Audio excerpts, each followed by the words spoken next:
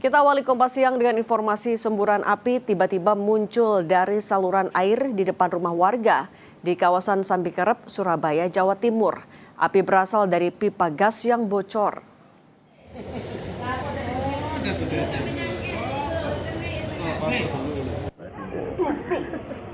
Kepulan asap dan semburan api tiba-tiba muncul dari dalam saluran air depan rumah warga di kawasan Jalan Bungkal, Sambikerep, Surabaya.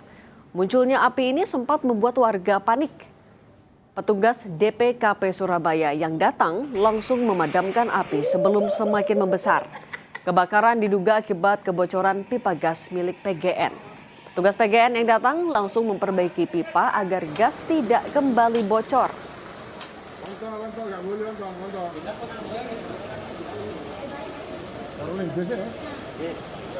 Berapa kita nggak tahu Pak, normal ada asap di rumah itu karena apa gitu Pak? Karena apa?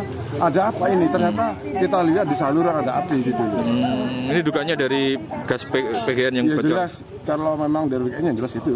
Arun kita awalnya pola pikir ke situ memang gitu. Pertama kita secara yang punya rumah depan lebih panik Pak, karena berapa orang, cuma 3 orang tadi itu gitu.